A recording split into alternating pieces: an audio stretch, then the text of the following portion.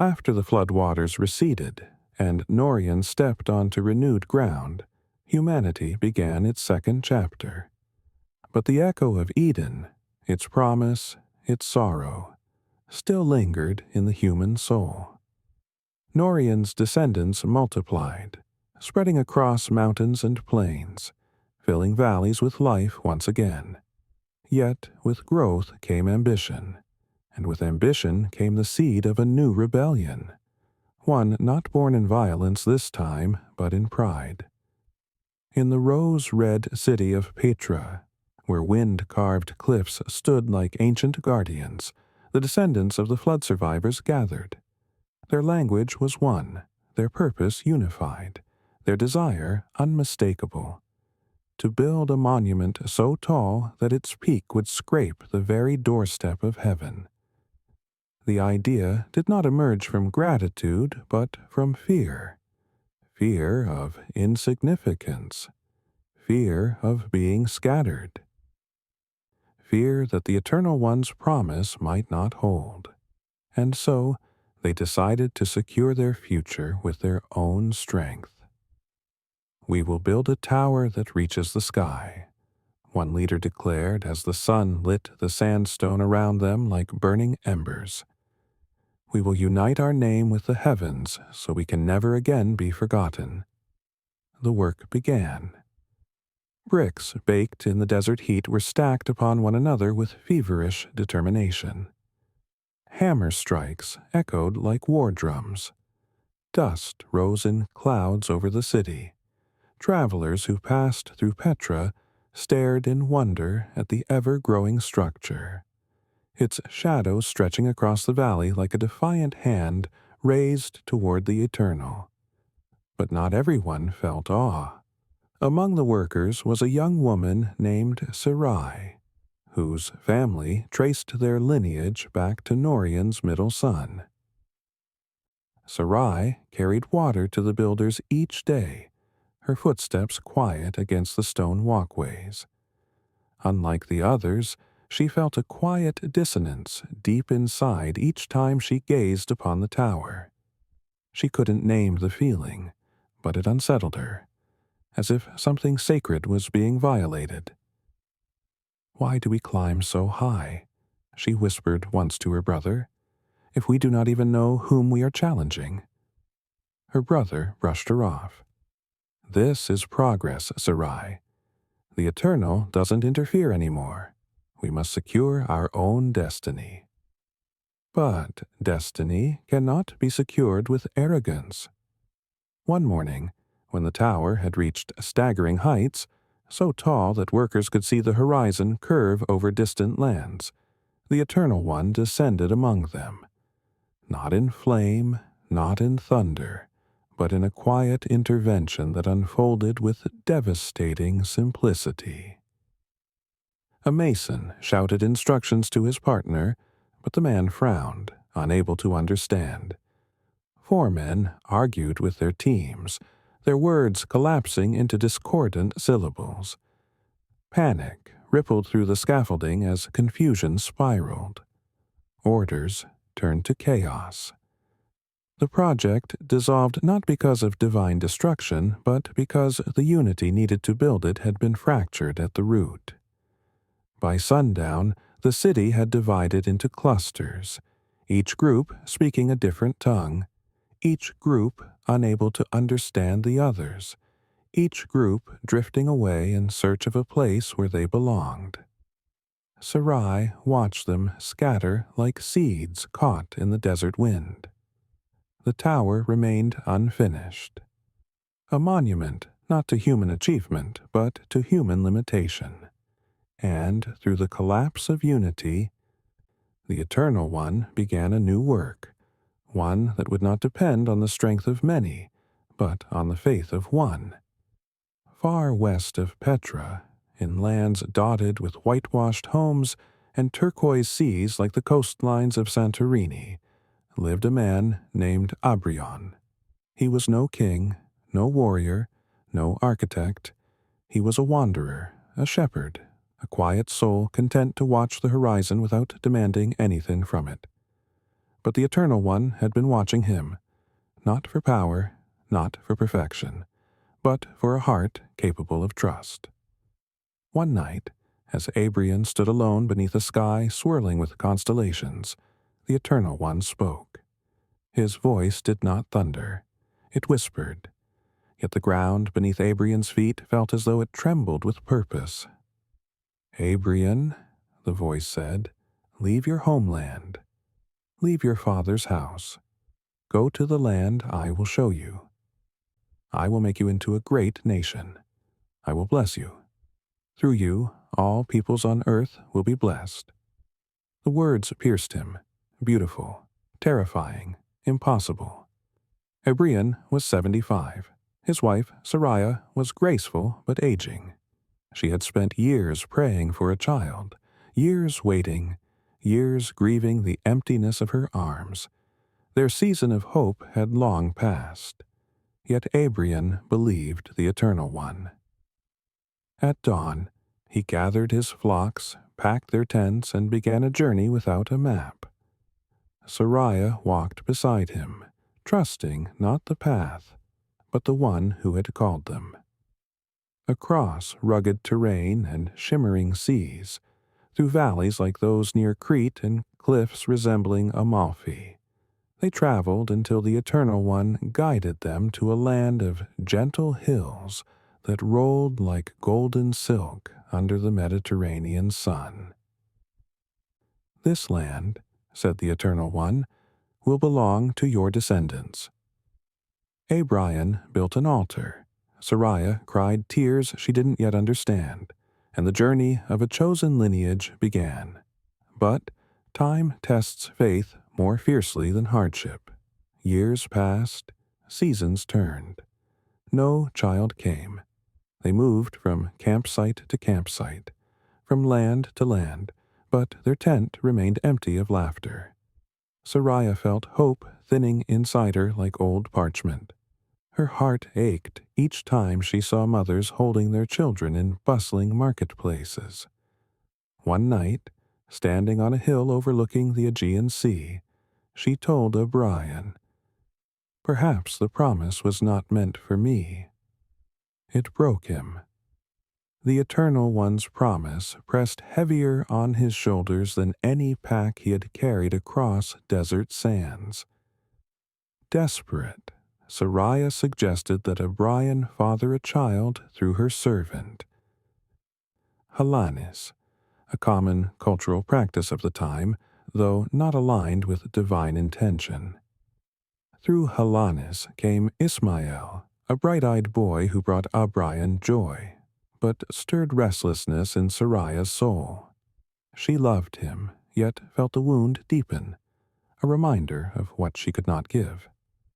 But when Abrion prayed, the Eternal One spoke with clarity. Ismael was not the child of promise.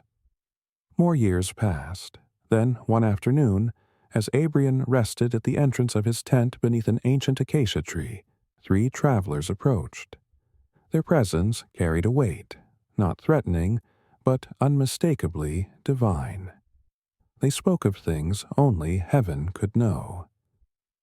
"Next year," one of them said, "Sariah will bear a son."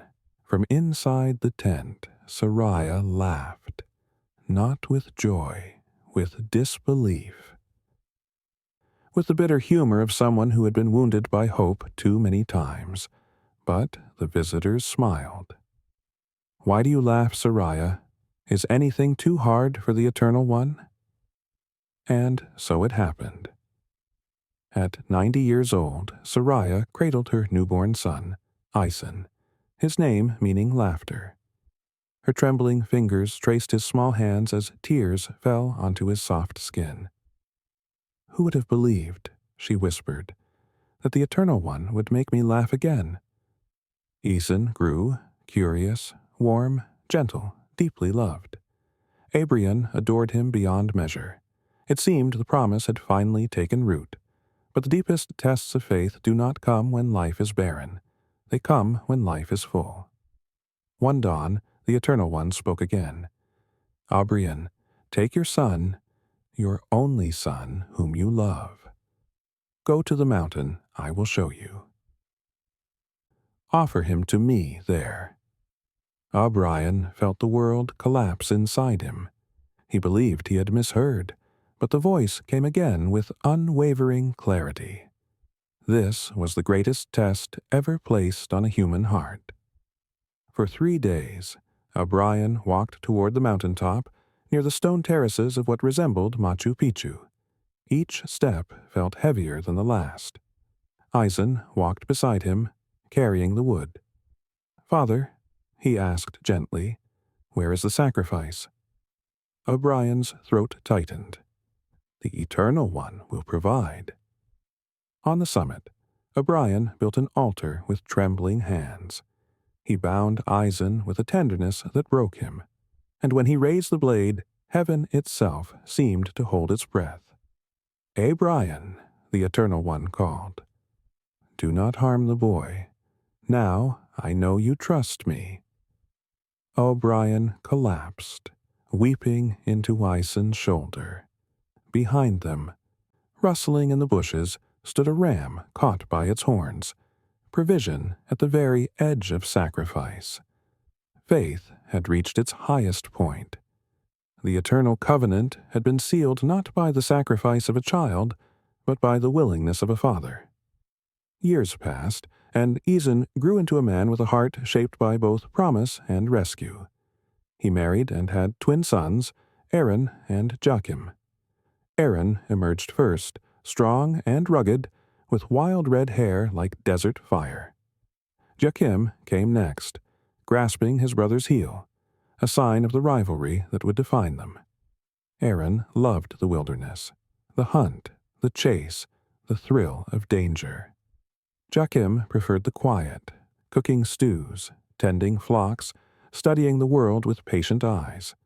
One day, returning from a long hunt, Aaron found Joachim stirring a fragrant lentil stew. "Give me some," Aaron demanded. Joachim turned slowly. "Sell me your birthright." Aaron, exhausted and dramatic, waved his hand. "What good is a birthright if I starve today?" "Fine, take it." A careless choice, a permanent consequence.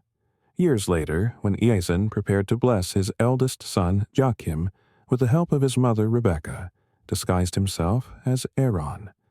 The deception succeeded. Aaron, enraged, vowed to kill him. Joachim fled into exile. He worked for his uncle in lands resembling northern Peru, landscapes carved by ancient stones and cloud forests. He married Leah, then Rachel. He fathered 12 sons, and among them was Joriel, the dreamer, the favored child, whose destiny would intertwine with nations. Joriel's visions, his betrayal by his brothers, his rise from slave to governor in the bustling port city of Alexandria, all of it would shape the future of Abrian's line. But for now, the promise flowed quietly through generations, through love, rivalry, exile, and redemption, carrying humanity one step closer to the story's greatest turning point. O'Brien's descendants would someday become a nation. That nation would someday cry out for deliverance, and through them, the Eternal One would reveal a plan so breathtaking that even angels longed to see it unfold. This was no longer just the story of a family. It was the story of a promise stretching across centuries, toward a future where heaven would break into human history again, in a way no one could anticipate. After generations of peace in the land where Joriel had risen to power, Egypt was transformed by time. Kings died, dynasties shifted, and memories faded like carvings weathered by desert winds. The story of how Joriel had saved the empire from famine slowly dissolved into myth and eventually into silence. A new pharaoh reigned, one who looked upon the descendants of Joachim not as honored guests, but as an inconvenient threat, a foreign people growing too numerous for his comfort. and so their freedom was slowly stripped away. Their fields became Pharaoh's fields. Their labor became Pharaoh's wealth. The vibrant communities that once thrived along the Nile were reduced to work camps, where men and women rose each day to the crack of whips and the relentless heat of the Egyptian sun. They built storehouses, monuments, and temples in Luxor and Karnak, structures still admired today, but their suffering is the forgotten foundation beneath those stones. Yet even in their bondage, the Eternal One listened. During this dark era, a prophecy circulated quietly among the Hebrew slaves. A deliverer would rise, a child chosen by the Eternal One, someone who would challenge the might of Egypt and lead the people into a new beginning. Pharaoh, paranoid and cruel, reacted with a decree to drown every newborn Hebrew boy in the Nile. Hope seemed impossible, until a woman named Jochebed refused to surrender her infant son. She crafted a small basket from reeds, waterproofed it with pitch, and placed her child carefully inside, hands trembling, heart breaking, before releasing the basket onto the Nile, letting the river decide his fate. The basket floated past crocodile-infested shallows, past papyrus reeds, past the very soldiers ordered to destroy him, until the currents carried it to the palace gardens, where Pharaoh's daughter found it. The princess lifted a baby into her arms. His eyes opened, dark, searching, alive, and something in her heart broke open. In that instant, she chose compassion over bloodline, mercy over fear. She named him Meros, and thus a Hebrew child grew up inside Egypt's royal household. Meros learned mathematics, writing, astronomy, and politics. He spoke the languages of scholars. He walked marble halls lit by golden lamps. Every opportunity Pharaoh's own grandson might receive was given to him, but, though he lived among royalty, he never forgot the people who lived beneath the weight of Egypt's chains. Something in him, something planted by the Eternal One, never allowed him to feel at home in luxury. When Meros reached adulthood, the truth of who he was could no longer be suppressed. One afternoon, he witnessed an Egyptian overseer beating a Hebrew man nearly to death. Fury flashed inside him, a fury born not from impulse, but from years of suppressed identity, years of recognizing injustice he could no longer ignore. Meros intervened, and the blow he delivered killed the overseer. News spread instantly. Pharaoh's protection evaporated the moment his crime reached the palace. Meros fled eastward across the unforgiving sands, escaping through routes carved by traders and nomads, until he crossed into the rugged lands of Wadi Rum. There, among ancient cliffs stained red by the setting sun, Meros found shelter in the home of a Midianite priest. He married the priest's daughter, tended flocks, and spent 40 years in quiet obscurity. Yet destiny is patient. It waits in silence until the appointed hour. One day, while guiding his sheep across the foothills near Mount Sinai, Meros noticed a strange fire flickering in the distance. Flames curled around a thorn bush, but the bush was not burning. It was as if the fire were alive, choosing what it touched, refusing to destroy what it illuminated. Meros stepped closer, breath unsteady, soil crunching beneath his sandals. Then a voice approached him, not through the air, but through the marrow of his bones. Meros. He froze. "Remove your sandals," the voice continued. "You stand on holy ground." He obeyed, trembling, dust coating his feet. The bush glowed brighter. The fire pulsed like a heartbeat. The Eternal One spoke again, his voice filled with raw, overwhelming presence. I have seen the misery of my people in Egypt. I have heard their cries. I will rescue them, and you, Miros, will lead them out. Miros nearly collapsed. His voice cracked. Who am I to do this? You are not going alone, the Eternal One answered. I will be with you. Tell them the one who is, who was, who will be, has sent you. Fear battled purpose inside Miros, but purpose won. He returned to Egypt, accompanied by Aradon, his brother, who spoke with confidence Miros felt he lacked. Together they stood in Pharaoh Mereket's throne room, where towering pillars painted with gold loomed above them like watching giants. Let our people go, Aradon demanded. Pharaoh's lips curled into a disdainful smile. Who is this god you speak of? Egypt bows to none but its own. What followed was not merely a contest of wills, it was a revelation of power. The Nile turned to blood before the eyes of astonished priests. Frogs swarmed the palace floors. Gnats choked the air. Flies blackened windows. Livestock collapsed across the fields of Lower Egypt. Boils erupted on the skin of nobles and servants alike. Hail as hard as stone shattered crops. Locusts consumed what the hail had spared. Darkness swallowed the land for 3 days, thick as ink and unnerving even to Pharaoh's hardened soldiers. Each time Pharaoh relented, then hardened his heart again. Finally, the Eternal One spoke instructions to Miros alone. A lamb must be sacrificed, its blood painted on doorposts. The destroyer would pass through Egypt at midnight. Judgment would fall on every unmarked home. That night, the Hebrews huddled in their dwellings, listening as Egypt's cries rose like a storm. Pharaoh's resolve broke with the dawn. Leave, he commanded. Take your people and go. The Hebrews, men, women, children, livestock, moved like a river of hope through the desert, led by a pillar of cloud by day and a pillar of fire by night.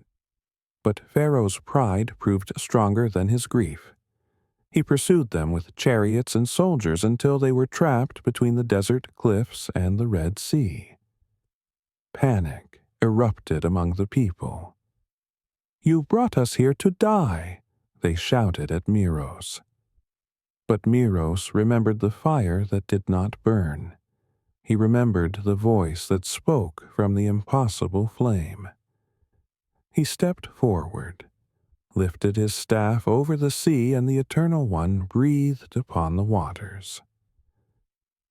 The sea heaved, trembled, and split. Walls of water rose, towering on both sides, shimmering with moonlight and terror.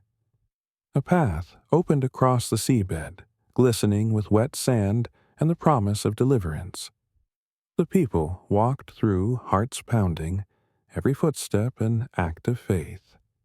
When the Egyptians followed, the waters crashed back, swallowing the chariots, the horses, the pride of an empire that had defied the eternal. The waves grew still. The silence that followed was holy. Adults wept. Children stared in awe. Miros stood at the shore, eyes shining, realizing that the Eternal One had not chosen him because he was strong, but because he was willing. Freedom, however, is only the beginning of transformation.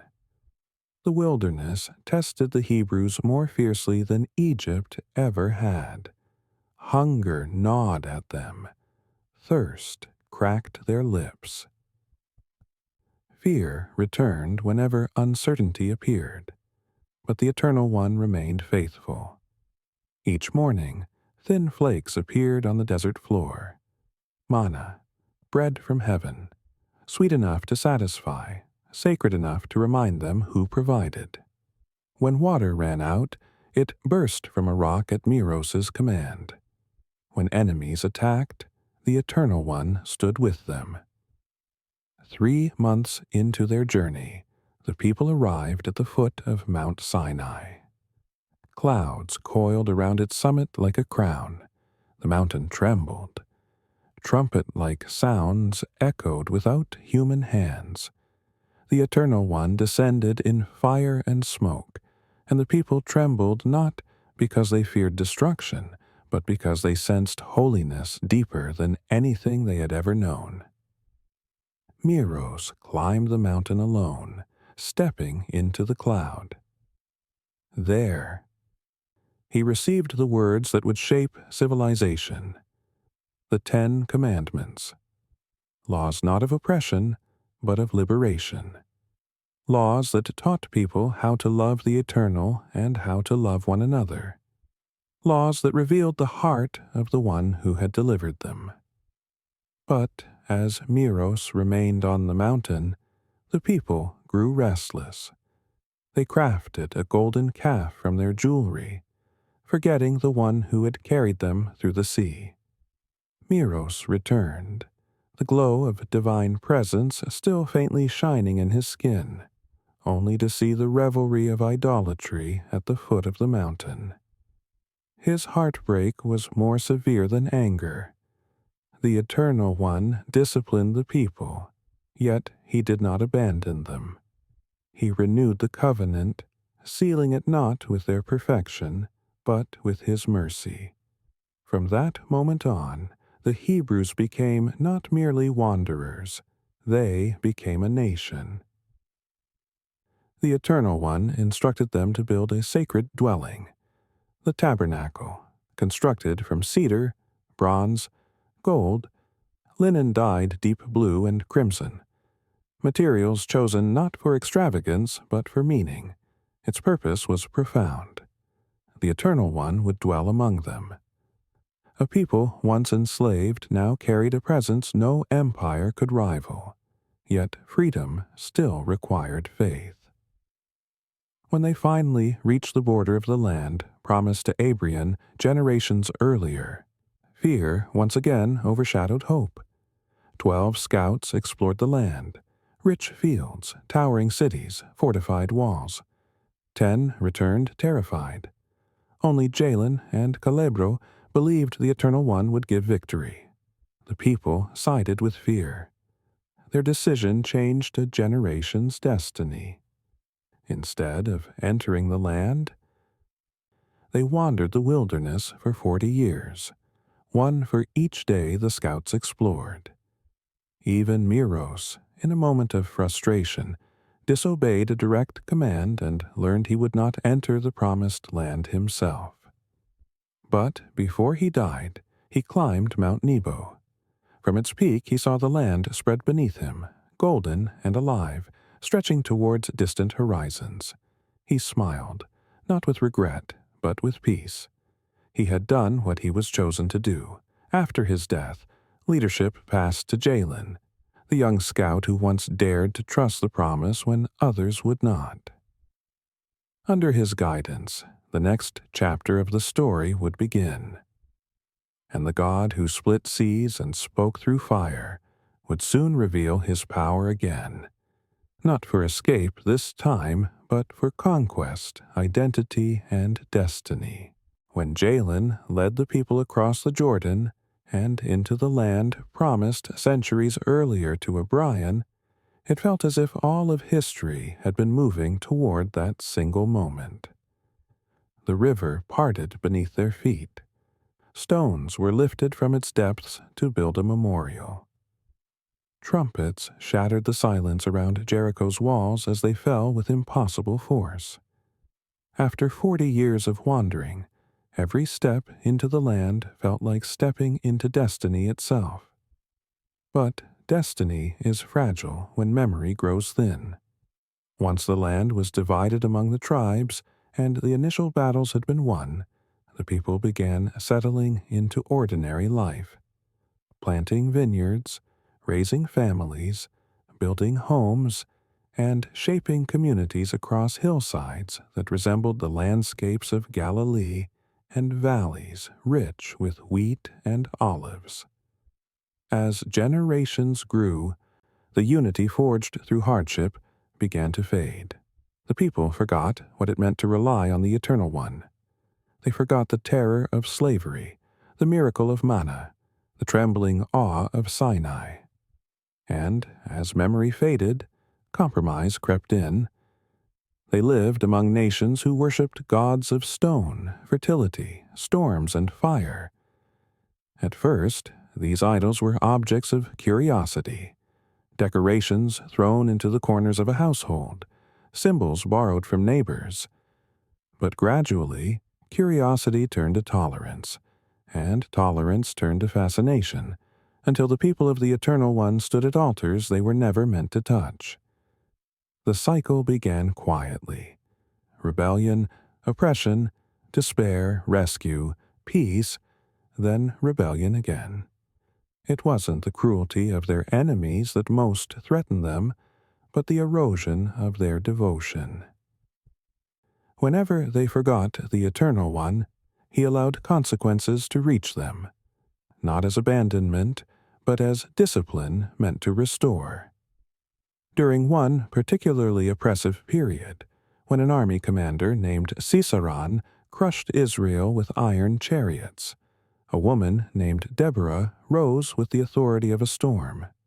She held court beneath a palm tree overlooking windswept plains, her presence commanding both reverence and trust. Deborah's voice carried the weight of truth.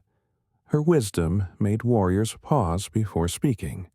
She summoned Barak, a hesitant fighter unsure of his own potential, and told him that the Eternal One had chosen him to lead an army against Sisera.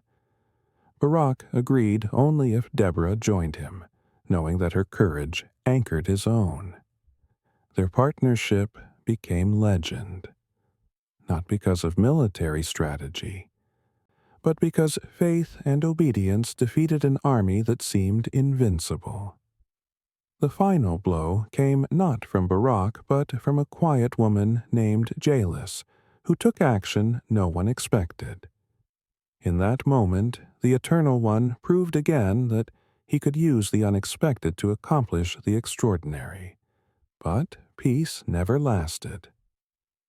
After Deborah, the Midianites ravaged the land, stealing harvests and leaving families hungry. The people hid in caves and pits, afraid to gather their own wheat. It was in this bleak season that a man named Gidel was found hiding in a winepress, threshing grain in secret. When an angel appeared and called him a mighty warrior, Gidel nearly laughed. He was the youngest in the weakest clan. But the Eternal One does not choose as humans choose. He sees not what we are, but what we can become. Gidel's transformation became one of the most stunning reversals in Scripture. Starting with an army of 32,000, the Eternal One reduced his numbers to a mere 300, so that victory could not be mistaken for human prowess.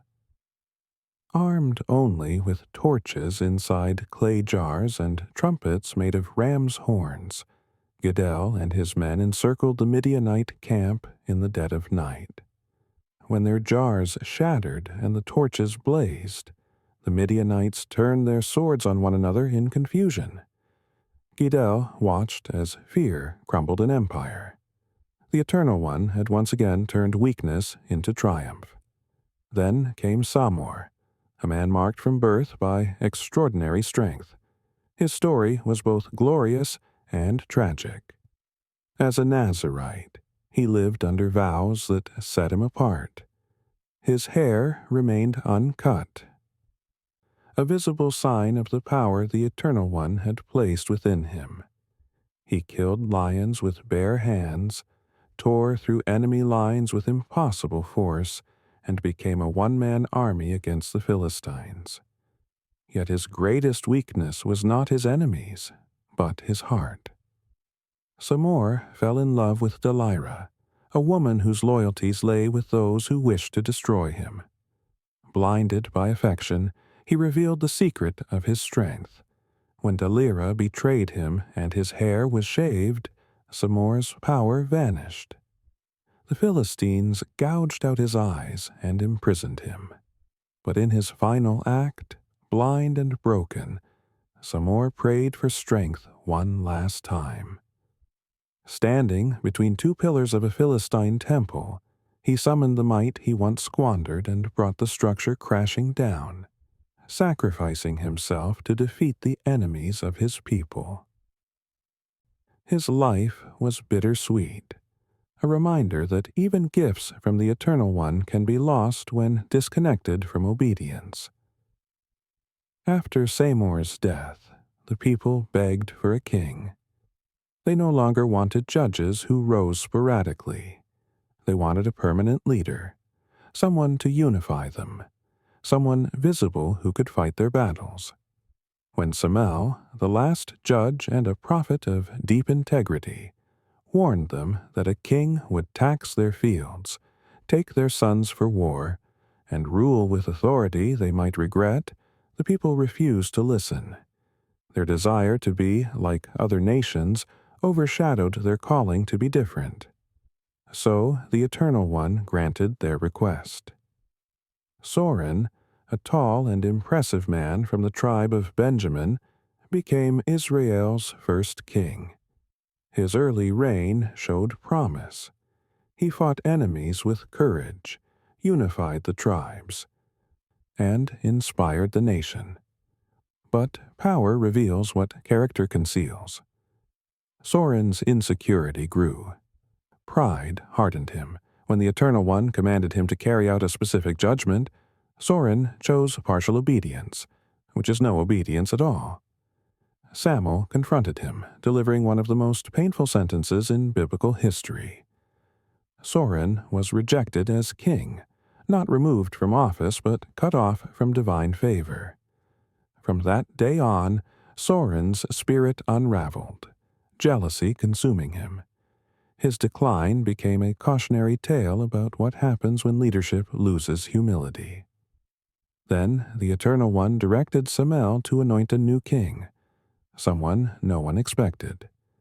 Davin, the youngest son of a shepherd from Bethlehem. Where Soren was tall and impressive, Davin was small enough to overlook. Yet the Eternal One sees differently. He sees the heart. Davin's heart was a storm of devotion, tender toward God, courageous in adversity, honest in failure. His rise began with a single act of faith, facing the giant warrior Goroth with nothing but a sling and the name of the Eternal One. When the stone struck Goroth's forehead and the giant fell, Davin's destiny became irreversible. But Davin's reign was not defined by battle alone. He played the harp for Soren in moments of torment, wrote psalms that still shape worship today, and brought the sacred Ark of the Covenant back to Jerusalem, a city he established as the capital. Davin's victories expanded the nation's borders, but his failures left scars. His sin with a woman named Batha and the attempt to hide it unleashed consequences that tore through his family. Yet, because he returned to the Eternal One in sincere repentance, he remained known as a man after God's heart. His legacy endured not because he was flawless, but because he understood how deeply he needed mercy. After Davin, his son Sorelon ascended the throne. Under Sorelon's leadership, Israel flourished in unprecedented ways. Trade routes expanded, wealth accumulated. Wisdom flowed through the kingdom like a river. Sorelon wrote proverbs that captured the essence of life itself. Even the Queen of Sheba traveled to Jerusalem, crossing deserts and mountains to test his wisdom and witness his prosperity. What she found exceeded every rumor. Sorelon's greatest achievement was the construction of the temple, an architectural masterpiece rivaling anything found in Petra or Baalbek. It rose with ivory, cedar, and gold, shimmering beneath the Mediterranean sun. When it was completed, a cloud of divine presence filled it, overwhelming the priests so powerfully that they could not stand. But spiritual compromise often begins not in crisis, but in comfort. Sorelon married foreign wives who brought their gods with them. At first he permitted their idols out of affection. Then he tolerated them politically. Eventually he built altars for them. His heart drifted, and because the king drifted, the people drifted. After Sorelon's death, division tore the kingdom in two. Rehau, his son, responded harshly to the people's grievances, prompting 10 tribes to break away under the leadership of Jarion. The northern kingdom of Israel plunged into idolatry almost instantly. Jarion erected golden calves in Bethel and Dan, telling the people they no longer needed Jerusalem. A new system of worship rose, one that blended convenience, fear, and rebellion. In Judah, the southern kingdom, some kings honored the Eternal One, others abandoned him. The nation swung between revival and corruption like a pendulum in a storm.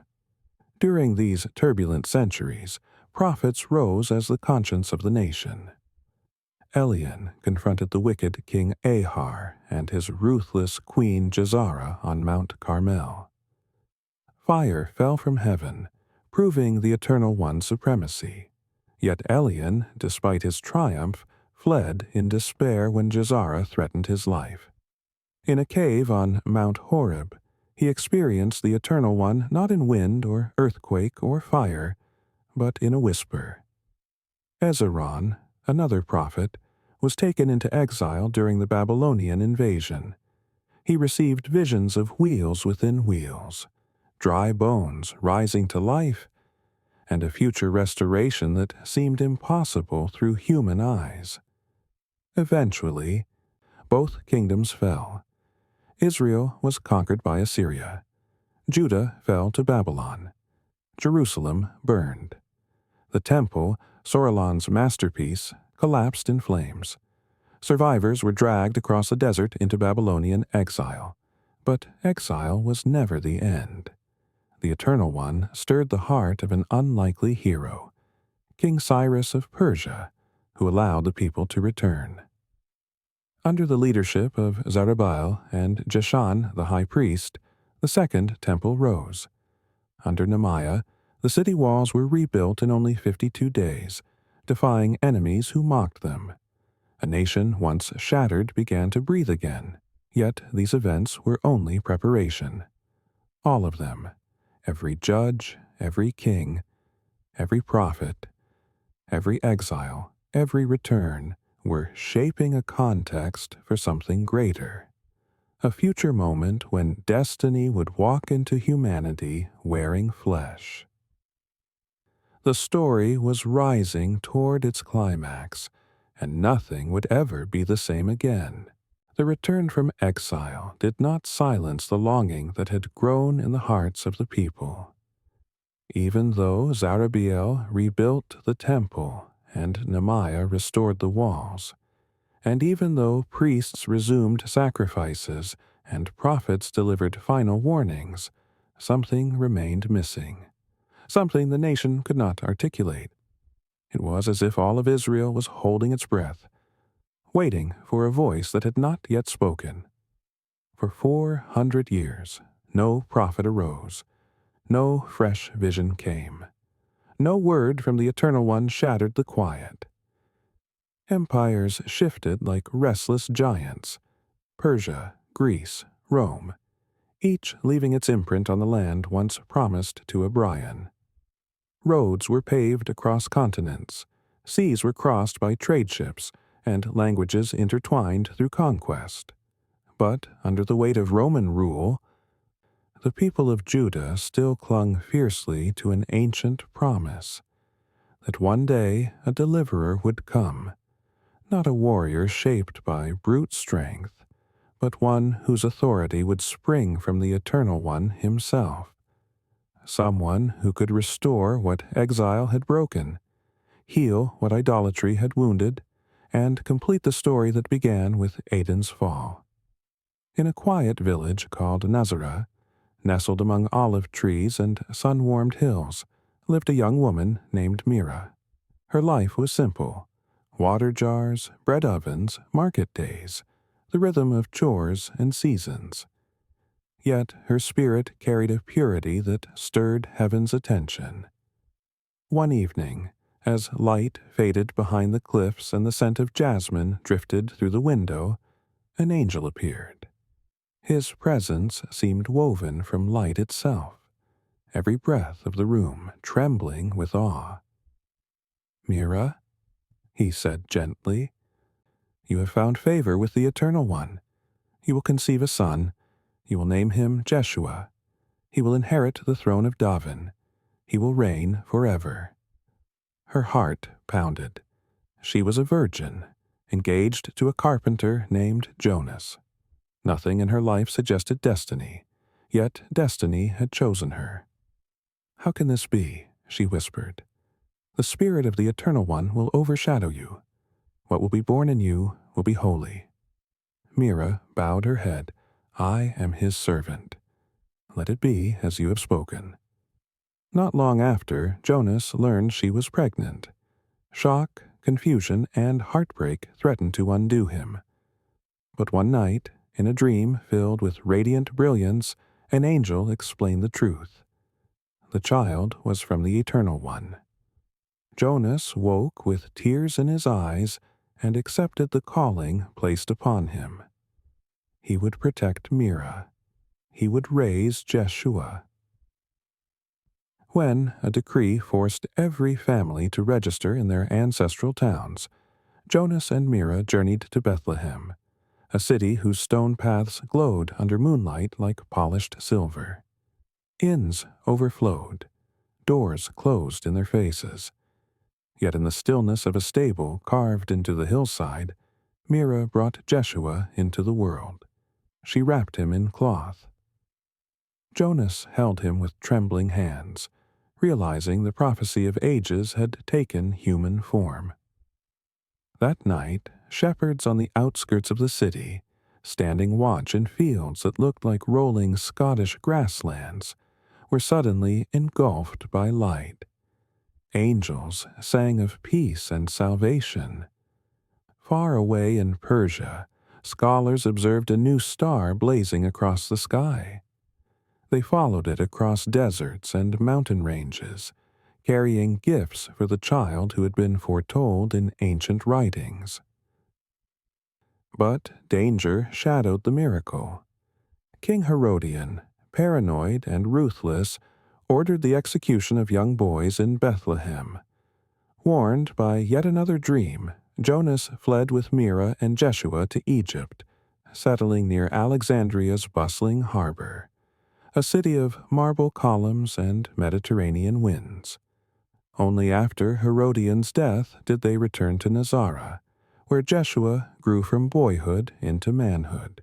He learned Jonas's trade. He studied the Torah.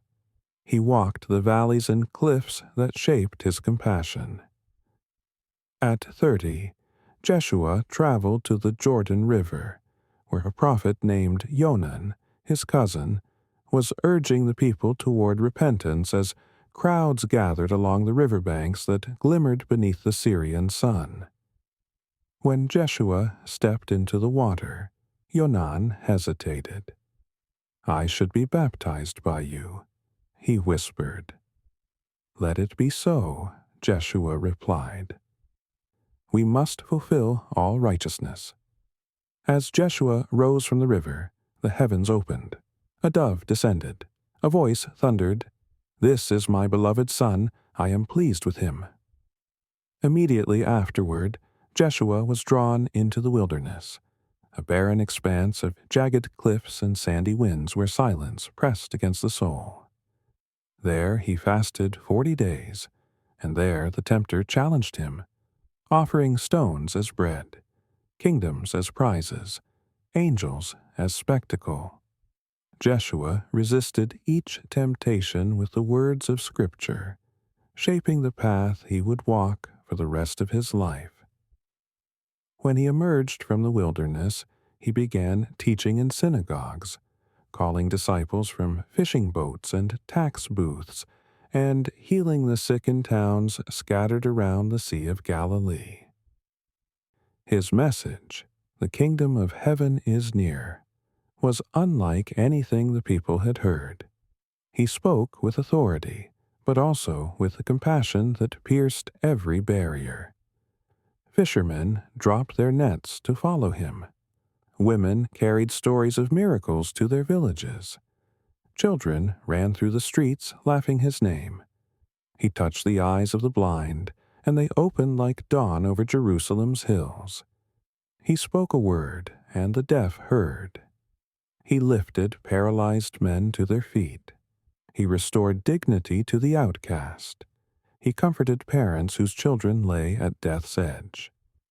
One day, when a Roman centurion asked Jeshua to heal his servant, but insisted Jeshua need not travel, just speak the word, Jeshua marveled at the man's faith and granted the request instantly. Stories like this spread across Judea faster than caravans moved along Rome's highways. But Jeshua was more than a healer. He was a storyteller whose parables cut through pretense. He compared the kingdom to seeds, vineyards, lamps, lost coins, wandering sons. He spoke of forgiveness without limit, generosity without fear, justice with mercy intertwined. Crowds grew larger. Some followed him for hope, others followed him for spectacle. Still others followed him because they sensed that he carried truth they had spent years searching for. Yet not everyone rejoiced. Religious leaders, threatened by his influence, scrutinized his every word. They questioned his authority, offended that he healed on the Sabbath, or offered grace where they demanded ritual. Their resentment deepened into hatred. As Jeshua approached his final days, he entered Jerusalem during the festival. Crowds lined the streets waving palm branches, crying out, "Hosanna!" But beneath the celebration lay a growing tension, like a storm forming behind blue skies. During the Passover meal with his disciples, Jeshua spoke with a heaviness they did not understand. He washed their feet, showing them that greatness begins with humility. He broke bread and shared wine, saying they represented his body and blood. He foretold betrayal, sorrow, and sacrifice. His disciples protested, unable to imagine the world without him. Later that night, in the Garden of Gethsemane, where olive trees twisted like ancient spirits, Jeshua prayed with such anguish that blood mingled with his sweat. "Father," he whispered, "if it is possible, take this cup from me, yet not my will, but yours be done." The weight of the world pressed upon him long before nails did. Soon soldiers arrived, guided by Judason, the disciple who had turned away for silver coins. Jeshua was arrested, dragged through an unjust trial, mocked, beaten, and presented before Pontius Pilato. Though Pilato found no fault in him, pressure from the crowd forced his hand. Jeshua was sentenced to death. Carrying his cross through the streets that would one day be walked by pilgrims from every nation, Jeshua reached Golgotha. There, as the sky darkened unnaturally, he was crucified between two criminals. Even as nails tore through flesh, he prayed for forgiveness for those who harmed him. At the moment of his death, the earth quaked, rocks split, and the temple curtain tore from top to bottom, symbolizing a new access between humanity and the Eternal One. Jeshua's body was placed in a tomb carved into stone. Soldiers guarded the entrance. But on the third morning, the impossible unfolded. The stone was rolled away. The tomb was empty. Jeshua appeared to Mira, to his disciples, to travelers on dusty roads, and eventually to more than 500 witnesses. Death had not defeated him. He had broken it open from within. Before ascending to heaven, Jeshua told his followers they would receive power from the Spirit. And so they waited in an upper room until the day of Pentecost, when a wind roared through the house, and tongues of fire settled on them. They spoke languages they had never learned. Crowds gathered in astonishment. Pavel, once a fisherman, now stood with boldness and proclaimed that Jeshua, risen from the dead, was the promised one. 3,000 people believed that day. From that moment, the movement Jeshua began grew like wildfire. Pavel and the other apostles spread the message across Jerusalem, Judea, Samaria, and far beyond. Miracles followed them. Persecution chased them, and yet nothing could silence them. When authorities beat them, imprisoned them, or threatened them, they replied, "We cannot stop speaking about what we have seen and heard." One of Jeshua's fiercest opponents, a man named Saulos, encountered the risen Jeshua on the road to Damascus. Blinded by divine light, he heard Jeshua ask, "Why are you persecuting me?" From that moment, Saulos, renamed Paulos, became a champion of the faith he once tried to destroy. His journeys carried him across Cyprus, Greece, and Asia Minor, planting communities of believers and writing letters that would shape theology for millennia. Meanwhile, the last surviving apostle, Johannes, was exiled to the rocky island of Patmos. There, in isolation overlooking turbulent seas, he received visions that peeled back the veil between the seen and the unseen. He saw Jeshua glorified, radiant beyond comprehension. He saw messages for 7 churches. He saw cosmic battles, beasts rising from the deep, plagues, judgments, trumpets, and bowls of wrath. He saw the final defeat of darkness. But he also saw hope. He saw a new heaven and a new earth. He saw a radiant city descending like a bride, its walls shimmering like jasper, its streets like pure gold. He saw the Eternal One dwelling with humanity, not in a temple, not in a cloud, but face to face.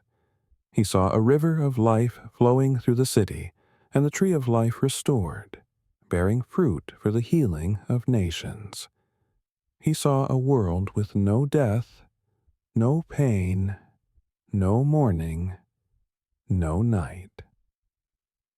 He heard Jeshua say, "Behold, I am coming soon," and Johannes responded on behalf of all who long for redemption, "Come, Lord Jeshua." Thus the story that began in a garden ends in a city. What began in exile ends in home. What began with separation ends with communion. And the promise that carried humanity through wars, kingdoms, failures, and victories reaches its full and breathtaking completion. This is the story that shaped the world, not merely a collection of ancient events, but a narrative of love, mercy, justice, sacrifice, renewal, and everlasting hope. A story still unfolding in every life awakened by its truth. The beginning was powerful. The middle was turbulent. The end is triumphant. And the invitation remains open to all who hear it. Before the first atom trembled, before the first star burned, before existence even existed, there was a silence so vast that if you stood inside it, you would hear your own heartbeat echo forever. A silence thicker than darkness, older than time, deeper than memory. And in that immeasurable void, where nothing had ever moved, or breathed, or lived, Someone was watching. Someone was waiting. Someone was imagining a world not yet born. The Eternal One did not need the universe. He was complete without it. But love, true love, never stays contained. It expands. It reaches. It longs to create. And so, at a moment our language cannot measure, he whispered a single word into the abyss, so soft it barely sounded like breath, yet so powerful that the galaxies trembled into existence at its vibration. B. Light erupted like an explosion of color and fire. It tore across the void in every direction, racing outward with impossible speed. Darkness didn't fight it. Darkness fled. In that instant, everything we call reality came rushing forth like a river breaking through a dam. Stars ignited like scattered diamonds thrown into the black. Matter spiraled, danced, collided, fused. Nebulas formed like newborn lungs inhaling their first breath. But the Eternal One was not done. He shaped the earth with the precision of an artist sculpting marble. He carved valleys so deep that future oceans would weep into them. He raised mountain ranges sharper than blades, lifted deserts like golden sheets, poured waterfalls over cliffs that stretched toward clouds. He splashed color into coral reefs, painted feathers onto wings, breathed instincts into creatures that had never learned to walk. Every detail bore his fingerprint. Every atom obeyed his voice. Every living thing pulsed because he willed it so. And yet, for all its beauty, for all its magnificence, it wasn't enough. Something was missing. A being who could choose. A being who could wonder. A being who could respond. And so, near the shimmering waters of what we now call Lake Baikal, cold, ancient, pristine, the Eternal One knelt in the dust of a world still warm with creation. With gentle care, he formed a shape, shoulders, hands, a face that could smile, weep, love, dream, a body made from the ground, but a spirit formed from eternity. He breathed into the dust. And the dust became Aaron, the first human. Aaron opened his eyes beneath a sky so clear it looked like polished glass. His first breath tasted like sweet morning air. His first sight was the Eternal One's face, filled not with superiority, but with affection. A father looking at his child for the very first time. Aaron stood, and the earth felt like home under his feet. But creation was not finished. The Eternal One prepared a sanctuary for his new child. Eden. A garden so breathtaking that even the most stunning landscapes on earth today are only shadows of its glory. Imagine the emerald cliffs of Milford Sound, the flowering valleys of New Zealand, the warm breezes of Hawaii, the deep forests of the Pacific Northwest, all combined, intensified, perfected.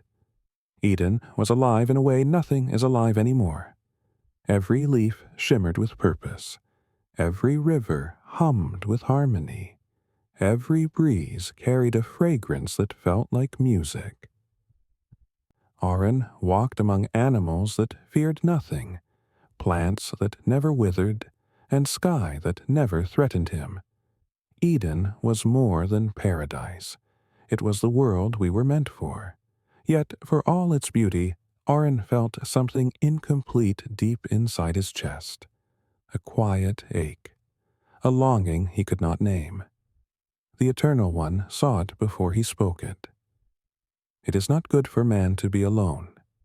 So he placed Aaron into a deep sleep and drew from him a part of his essence, something sacred, something internal, something irreplaceable.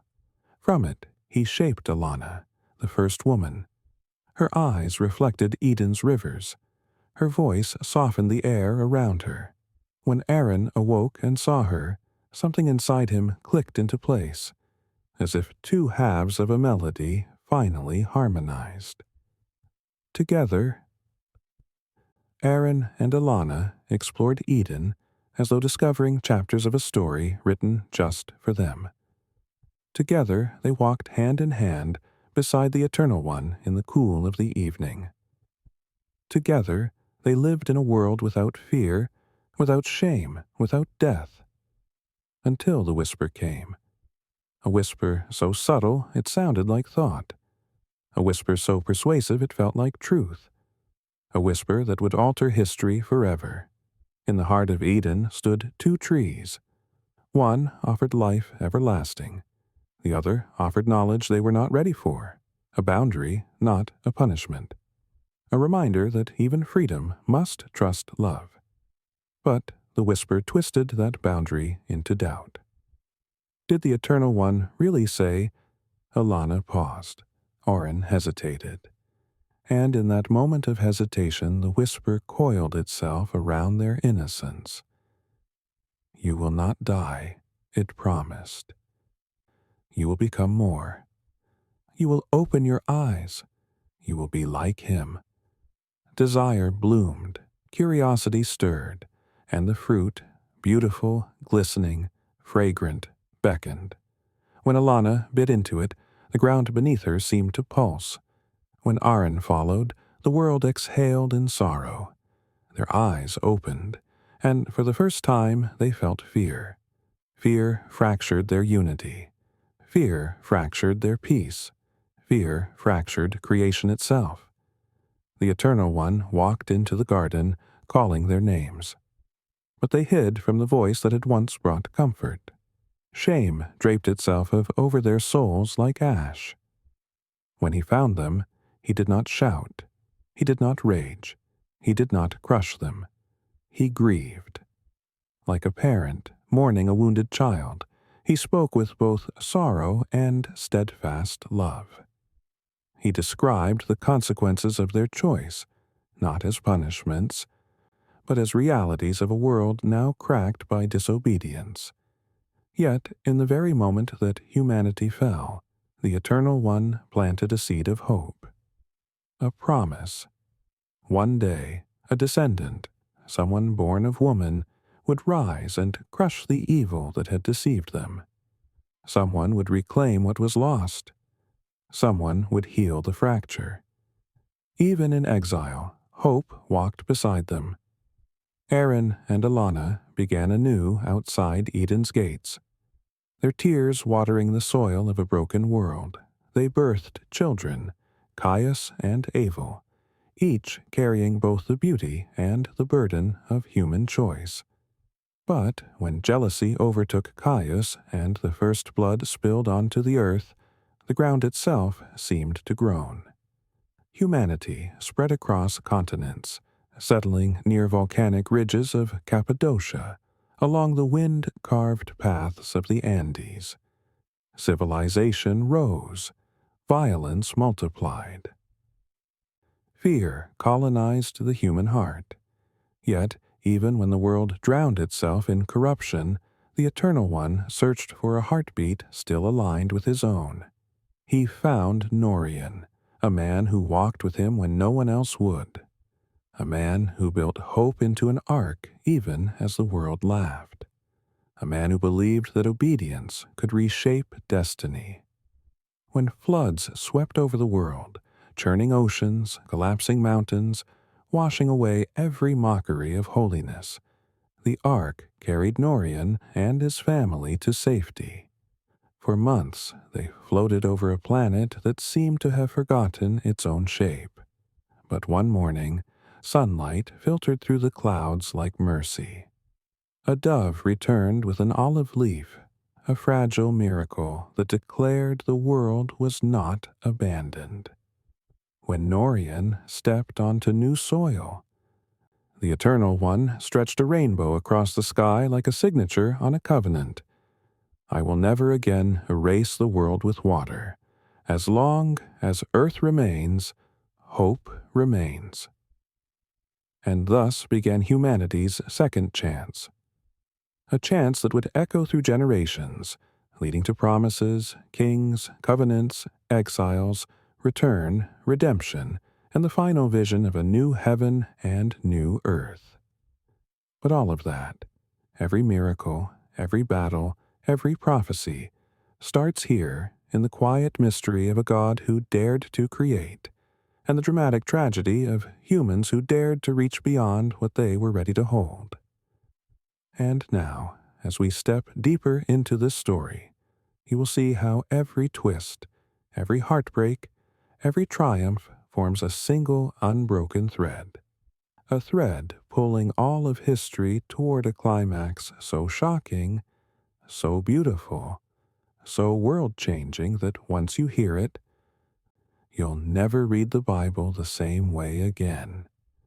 If you're ready to walk the entire journey, from the first breath of creation to the final triumph of eternity, make sure you subscribe to the channel. Your support gives us the strength to keep producing powerful stories like this one. And trust me, you will not want to miss what comes next. Before you go, here's a quick question to spark your thoughts. Which moment from the beginning of the story shocked you more? A. The whisper in Eden. B.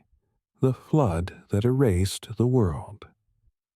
Comment A or B below.